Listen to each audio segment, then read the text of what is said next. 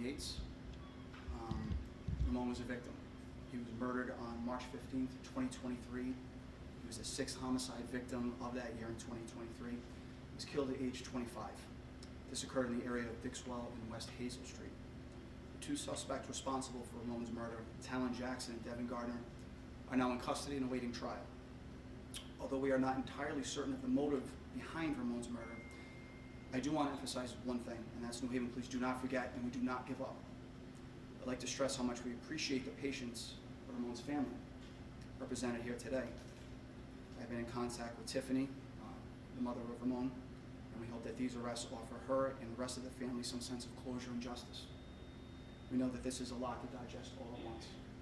I would also like to emphasize that this was phenomenal detective work. Lieutenant Gardner, Sergeant Kyle, and Detective Haynes all worked tirelessly on this investigation for several years alongside the New Haven State's Attorney's Office. We appreciate them meeting with us multiple times throughout the past several years. And I'd like to publicly thank Inspector Master Petrie, Supervisor Inspector Herb Johnson. These two are retired New Haven police officers. We appreciate their partnership and assistance, as well as State's Attorney Jack Doyle.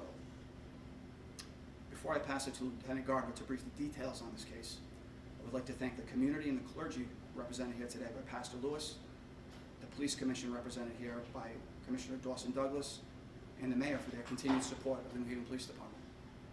Lastly, for the folks watching, if anybody has any information on any unsolved homicides, it is not too late. We do not give up. We will take credible information at any time. We do not give up. And with that, I'd like to pass it over to Lieutenant Gardner. On March 15th, 2023, at approximately 6:35 p.m., New Haven police officers responded to the area of Dixwell Avenue and West Hazel Street on a report of a person shot. The victim was identified as 25-year-old Ramon Yates of New Haven. Mr. Yates was transported to Yale New Haven Hospital, where he succumbed to his injuries on March 17th, 2023. The investigation was led by Detective Michael Haynes of the Major Crimes Unit. And after more than 3 years of investigative work, Detective Haynes secured arrest warrants for Devin Gardner, 9/13/2006, and Talon Jackson, 10/1/2005. Both are New Haven residents. Gardner and Jackson are charged with murder, conspiracy to commit murder, and carrying a pistol without a permit. On July 11th of this year, members of the Criminal Intelligence Unit served both arrest warrants. Each defendant is being held on $2 million bond. This investigation relied heavily on video surveillance, technology, physical and digital evidence. I'd like to commend Detective Haynes, Sergeant Kyle, and the members of the Major Crimes Unit, Criminal Intelligence Unit for their professionalism, dedication, and perseverance throughout this investigation.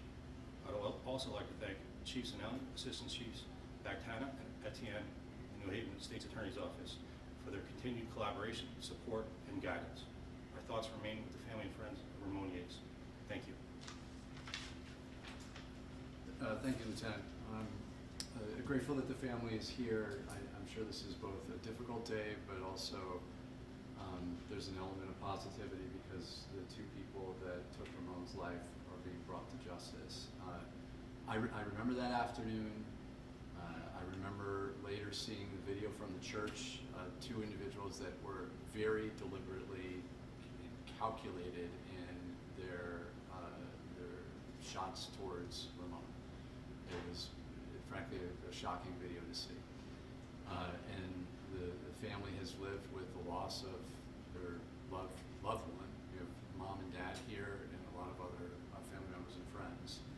Since then, two individuals decided to take Ramon's life, and that's unacceptable, but they also destroyed their own lives because they will be going to jail for a long time for what they have done.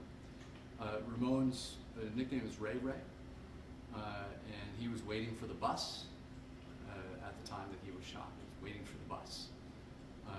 And he grew up in New Haven, went to Wilbur Cross High School, class of 2016. He loved sports, especially basketball and wrestling. And as you may hear from Ray Ray's family, because the chief is going to read a statement from the family, he was by all accounts a wonderful young man, kind and loving, quiet and soft-spoken, but also witty and fun with contagious laughter. He had ambitions, goals, and strong work ethic. He had started working at barbershops in the area and was excited about making that his career. And unfortunately, the two individuals that took his life chose a different path. We are always here to help people that are involved in gun violence. We are always here to help people choose a different path. And we work with our youth and recreation department, with our partners, always leaning forward with resources. So for people that hear this, that don't want to go to jail, don't want to be buried 6 feet underground, reach out. We are here to help. Please accept our help because we don't want to lose any other New Haven residents. Thank you to the family for being here, because people see that when they take one person's life, they impact so many other people's lives in our community. We appreciate the strength and courage that you have to be standing side by side with us today.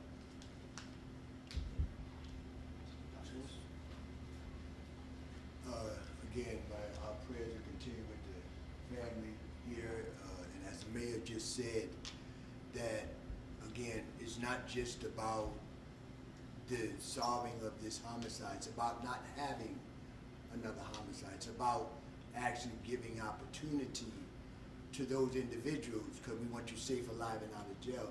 My name is Pastor Lewis. I'm involved with Project Longevity, along with the police department, Chief Zanelli, and also with the mayor.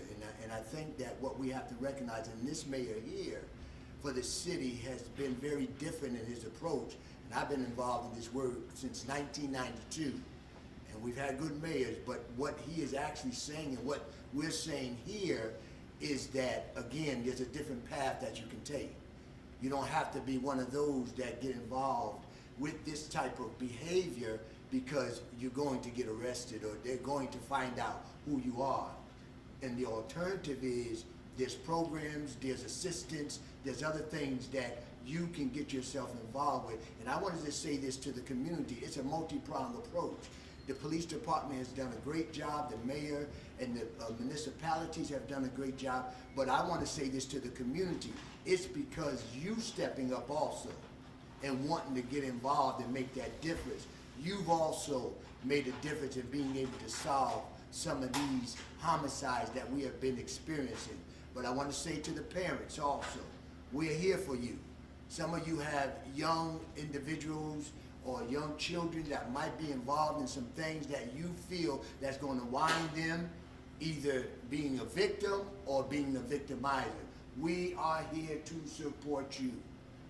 Reach out to us. We're here to help make that difference for you, because I myself was one of those individuals. My mother passed a couple of weeks ago, but I can't imagine what my mother had to go through when I was out there in them streets like that.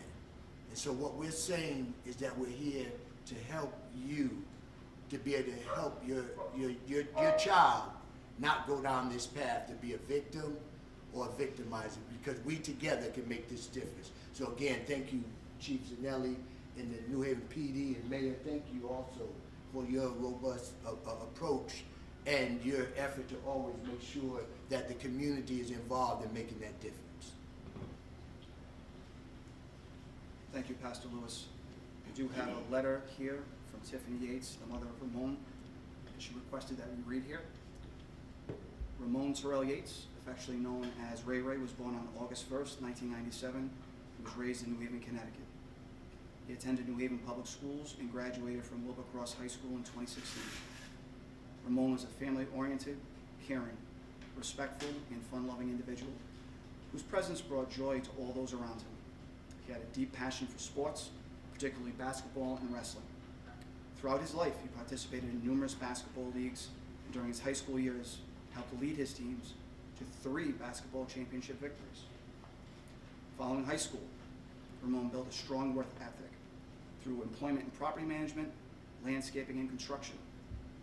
He was always willing to work hard and continuously sought opportunities for personal and professional growth. During this time, he also discovered a passion for barbering while working in several barbershops throughout New Haven. Ramon often spoke about his dream of attending barber school and building a career as a professional barber, although he was never afforded the opportunity to pursue that dream. Tragically, On March 15, 2023, while waiting for a Connecticut transit bus, Ramon was shot multiple times, sustaining critical injuries to the head and leg. Despite the efforts of medical professionals, he succumbed to his injuries 2 days later, on March 17th, at the age of 25. His untimely death devastated his friends and family. The pain of losing Ramon continues to be felt every day by those who loved him and were touched by his kindness, his loving and unwavering spirit. Ramon's life was one of tremendous promise and potential. He was a young man with ambitions, goals, and a bright future ahead of him. Those responsible for taking his life not only robbed him of that future, but also deprived his family and loved ones of the countless contributions he was destined to make. Ramon was the type of person who welcomed others without judgment and treated people with compassion and respect. Had he known the suspects responsible and understood their struggles, Ramon would likely have offered them encouragement, support, and guidance rather than condemnation. Having grown up in New Haven, Ramon understood firsthand the challenges that many young people face. Yet he chose not to become a product of negative influences or peer pressure. Instead, he focused on family, sports, work, and self-improvement. His life serves as an example that despite difficult circumstances, it is possible to make positive choices and pursue a better path. Ramon would have encouraged the suspects to think carefully about the consequences of their actions, reminding them that violence not only harms its immediate victims, but also leaves lasting wounds on families, friends, and entire communities. His story is a powerful reminder of the value of human life and the far-reaching impact of senseless acts of violence. Today, Ramon's memory lives on through the love of his family, friends, who should all continue to honor his life and cherish the countless memories he created. Though his life was tragically cut short, his legacy of kindness, resilience, and compassion will never be forgotten. Thank you, Ms. Tiffany. With that, I invite any other family members who would like to speak to the podium.